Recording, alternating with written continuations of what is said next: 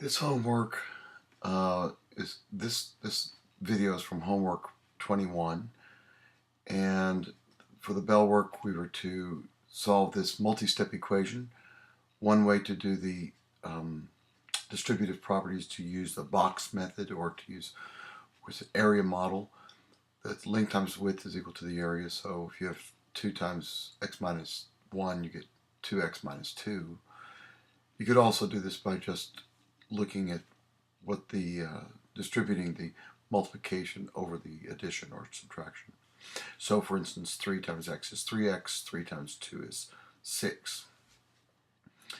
And now we'll draw our river, is what they do in the 8th grade, the way they call it. And they're going to get the smaller brother over with his bigger brother. So we'll move the 2x over to the 3x. And the way you do that is by doing the inverse operation. Since you were adding 2x, we're going to subtract 2x from both sides of the equation. And you end up with negative 2 is equal to x plus 6. The x is not isolated. We want to isolate the variable by doing the inverse operation.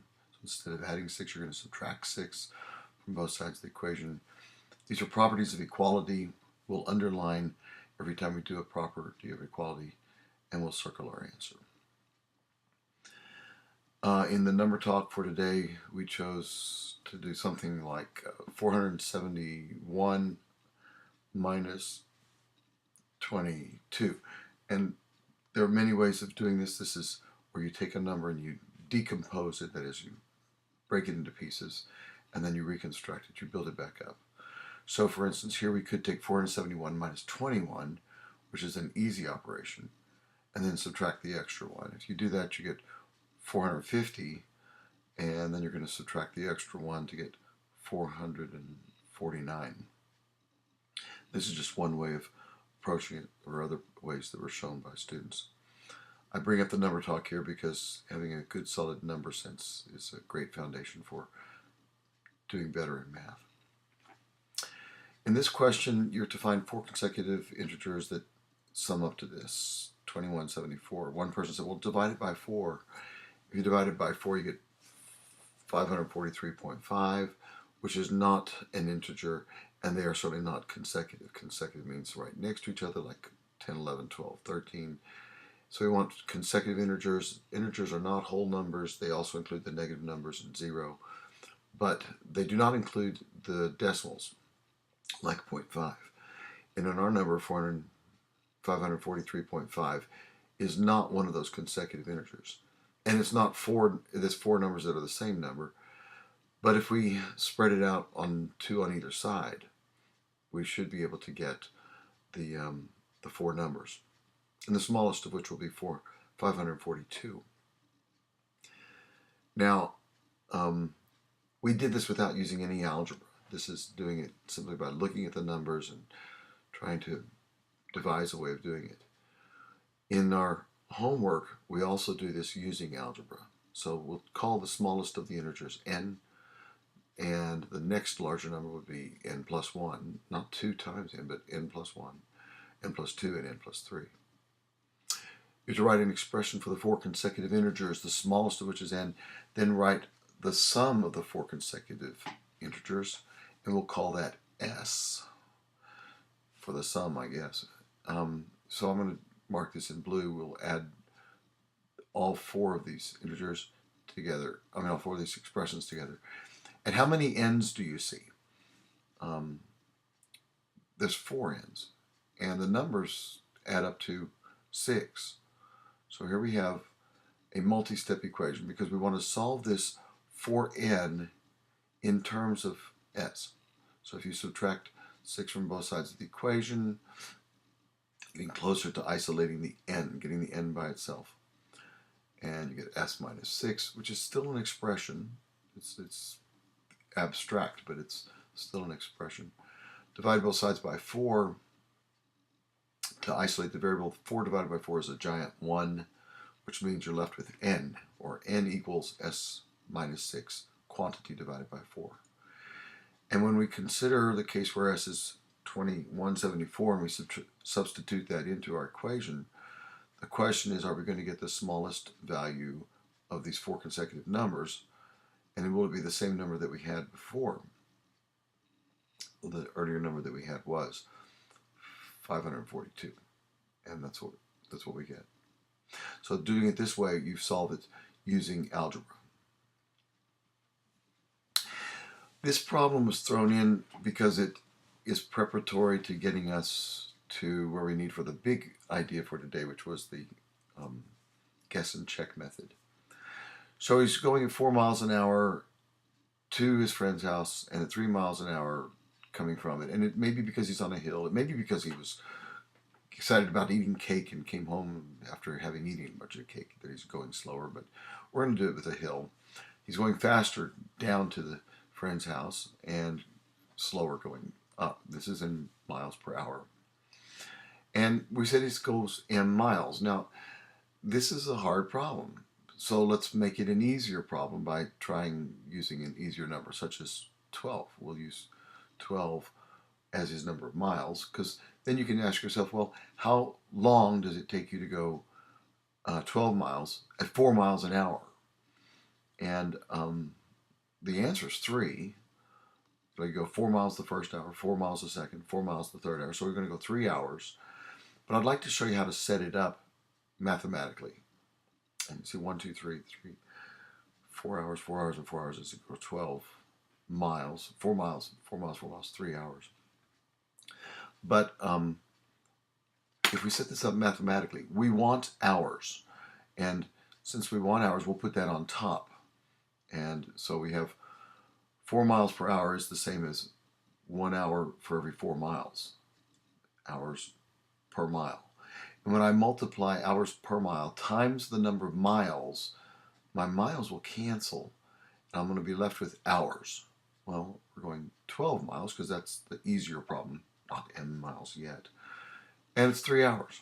And this is the way you set up the equation. You're left with hours. Well, on the way going home, if we're going at 1 hour for every 3 miles, or 3 miles per hour, but flipped so that the hours is on top, that's going to be 4 hours. And we used miles. We don't know how many miles you'll go. Well, if instead of substituting 12, we'll put in m. So 1 over 4 times m is the trip to the friend's house, and 1 over 3 times m is the trip home. And we want to know the total time, so we're going to add those two expressions together, m over 4 and m over 3. And we need a common denominator, so we're going to multiply. Anything you multiply by 1, you can get the same number. Only our 1 looks like 3 over 3 and 4 over 4. Why would we do that? Well, we want to get a common denominator of 12. So you have 3m on the top plus 4m, which is 7m. And on the denominator, you'll have 12. And this is our expression for the total time spent, 7m over 12. On these videos, you can slow them down, you can repeat them and watch them over again. Now here's our real world situation. You got Sam and Cam, they both mow the lawn. Sam takes 40 minutes, Cam takes 30 minutes. And you want to know how long it will take them to finish the job. This could be mowing lawns, it could be fixing swimming pools, it could be, if you had employees, and maybe you had many employees, and you wanted to put 2 of them on the job, you want to know how long it's going to take them to do this. And if it takes 40 minutes per job, that means that there's 1 job per 40 minutes. And when we multiply that by the number of minutes, say 10 minutes, well, yeah, sure, if it's 40 minutes for 1 job, and every 10 minutes he does 1/4 of the job. So in 10 minutes he can do 1/4 of the job. That's with Sam. And similarly, Cam is going to be able to do 1/3 of the job. So how much will they both do together in 10 minutes? Well, I'd just like to point out here, if Sam was 30 and Cam was 30, how long would it take them to do the job? It would take them 15 minutes. Well, here we have 1/3 plus 1/4. This is for 10 minutes of the job. And for 10 minutes, how much of the job would they get done? We add those two together, we have 1/4 plus 1/3. And when we do that, we have to have a common denominator. Common denominator will be 12. And so we multiply the 1/3 by 4 over 4. multiply the 1/4 by 3/3, and you get, because you can multiply anything by 1. This is the identity property of multiplication. And when you multiply this and add it together, you end up with 7/12. So they get 7/12 of the job done together for 10 minutes. And now comes the crux of what we're doing here. This is setting up a guess and check table.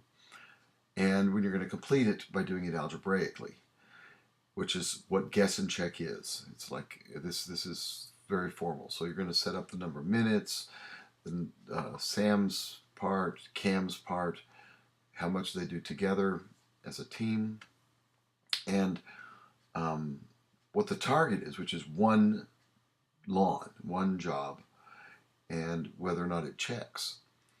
And this is a perfect problem. This is a perfect test question because it doesn't come out to be a nice number. But by guessing and checking, you can get very close to what the correct answer is going to be. And when we substitute our numbers in, so for example, we put in 10 minutes for the first guess. We'll fill in the rest of this table. Sam's part, remember, he does one job in 40 minutes, and he's working for 10 minutes, so it's 1/40 times 10.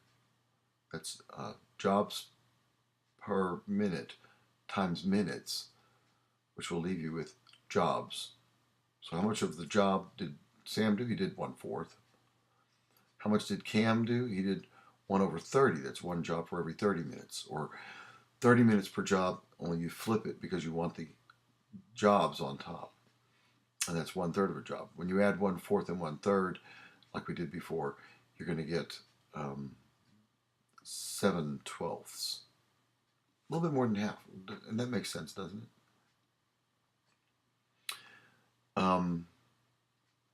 That's in 10 minutes. Our target is going to be one job. Well, 7/12 is not one. So we didn't quite make it with this guess. And you can make other guesses. You can guess 10 minutes, 12 minutes, 14 minutes, 17 minutes. And you're going to get very, very close. But you're not going to get to the exact answer because it's not a nice number. And this is where the guess and check method comes into play, because you're going to substitute in a value, say m for the number of minutes. Sam's part would be 1/40 times m. That's what you did before. You did it times 10. Well, this is times m. And Cam's part is 1/30 times m. When you add these two together, well, we need to have a common denominator. Between 30 and 40, our common denominator is going to be 120. And we want this to equal to 1 because the target is to be one lawn. And this is the guess and check method, the algebraic portion of it, which is when you actually go to solve the problem to see how long will it take the two of them together to mow this lawn. And notice it's going to be 7m over 120 is equal to 1. And you can solve this. This is a multi-step equation.